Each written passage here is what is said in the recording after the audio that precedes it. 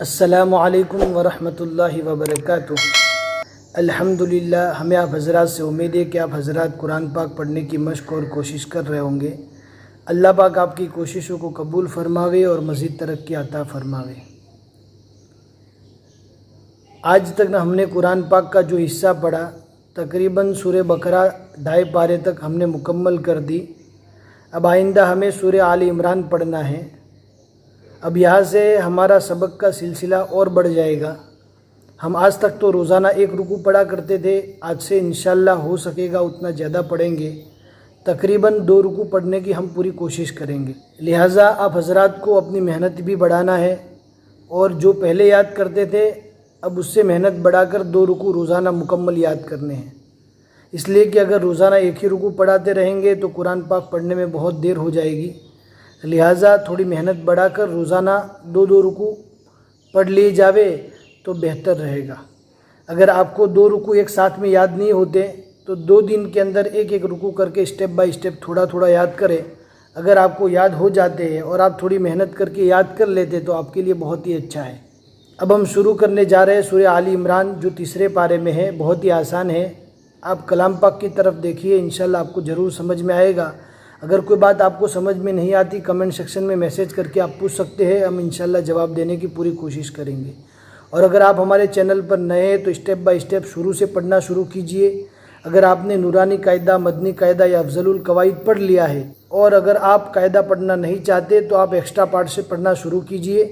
اس کے بعد اما پارہ، پھر اس کے بعد پہلا پارہ، دوسرا پارہ، اور اسی طرح اگر تیسرا پارہ اسٹیپ بائی اسٹیپ شروع کریں گے تو آپ کو قرآن پاک سمجھنے میں بہت ہی زیادہ آسانی ہوگی۔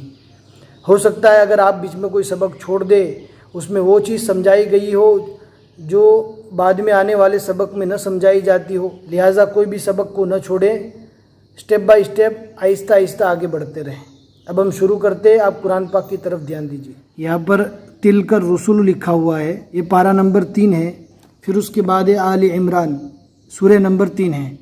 پہلے نمبر کی سورہ فاتحہ، دوسرے نمبر کی سورہ بقرہ، اور تیسرے نمبر کی یہ سورہ آل عمران ہے۔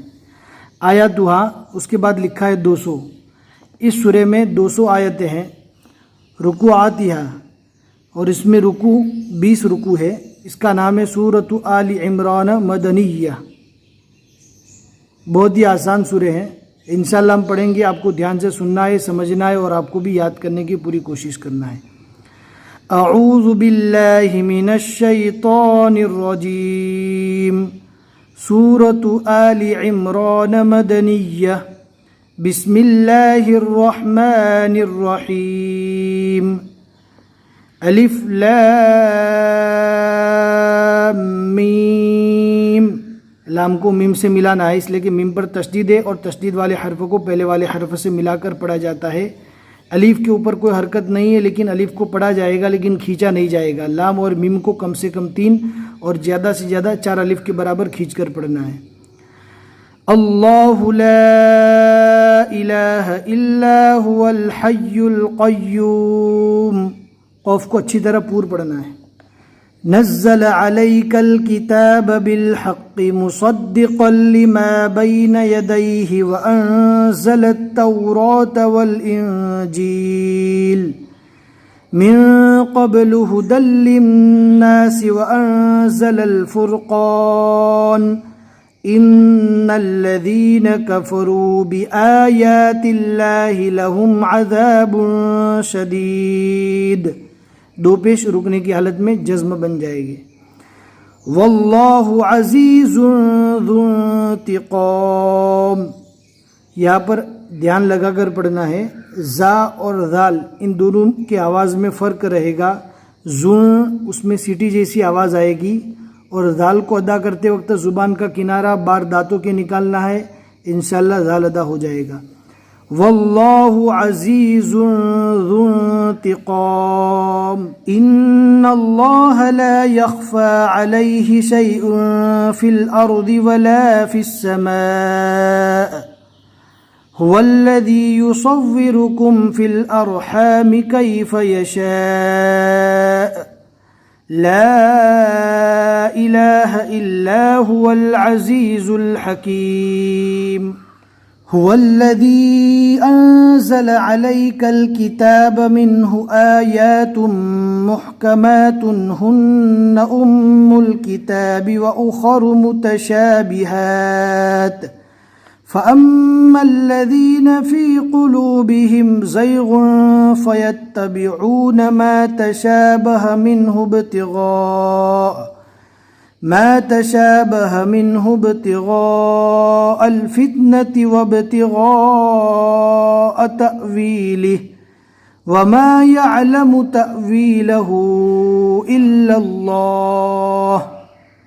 یہاں پر چھوٹی سی میم لکھی ہوئی ہے، یہ وقف لازم کی علامت ہے، یہاں پر رکنا لازمی ہے. اگر نہیں رکیں گے تو ترجمہ کے بدل جانے کا زیادہ امکان ہے، لہٰذا جہاں پر بھی میم والی نشانی آوے وہاں پر وقف لازم کی علامت سمجھتے ہوئے رک جانا ہے.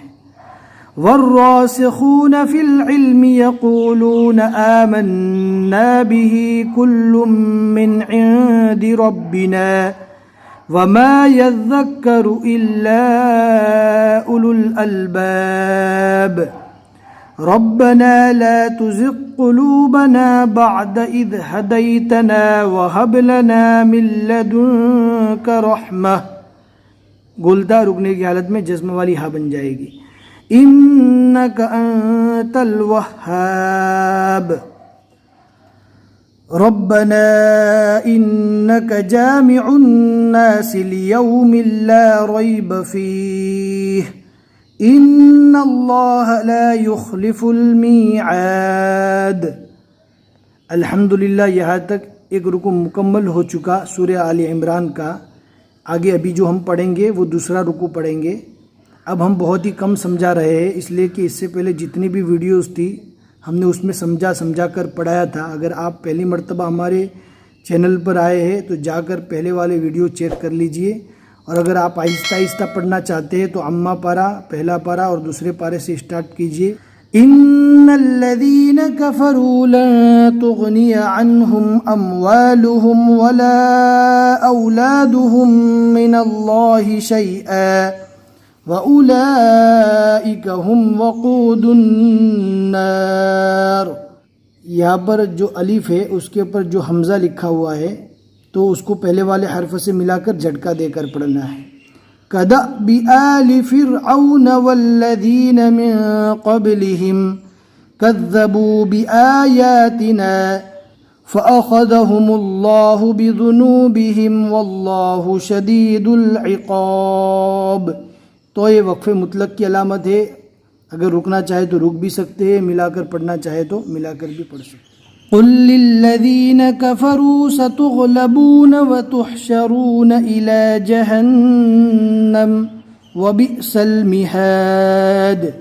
قد كان لكم آية في فئتين التقتا فئة تقاتل في سبيل الله وأخرى كافرة يرونهم مثليهم رأي العين والله يؤيد بنصره من يشاء إن في ذلك لعبرة لأولي الأبصار.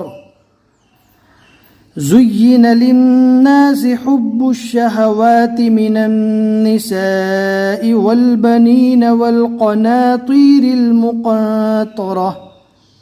تو کو اچھی طرح پور پڑھنا ہے اور قف کو بھی اچھی طرح پور پڑھنا ہے. والقناطير المقنطرة من الذهب والفضة والخيل المسومة والأنعام والحرث. اس آیت کو برابر دھیان سے پڑھنا ہے. ایک جیسے حروف ہے، کبھی ذال تو کبھی ضاد، کبھی ایسا نہ ہو جاوے کہ ذال پور اور ضاد باریک ہو جاوے. برابر دھیان سے پڑھنا ہے. ذلك متاع الحياة الدنيا والله عنده حسن المآب.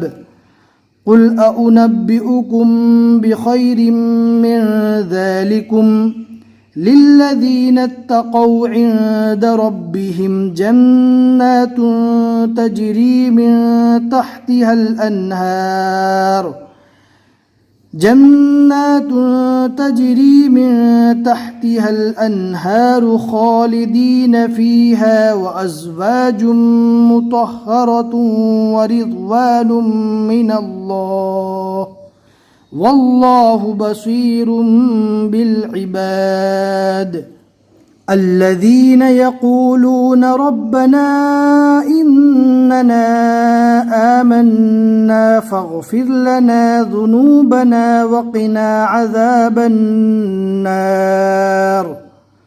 الصابرين والصادقين والقانتين والمنفقين والمستغفرين بالأسحار شہد اللہ انہ لا الہ الا هو والملائکۃ واولو العلم قائما بالقسط لا الہ الا هو العزیز الحکیم ان الدین عند اللہ الاسلام.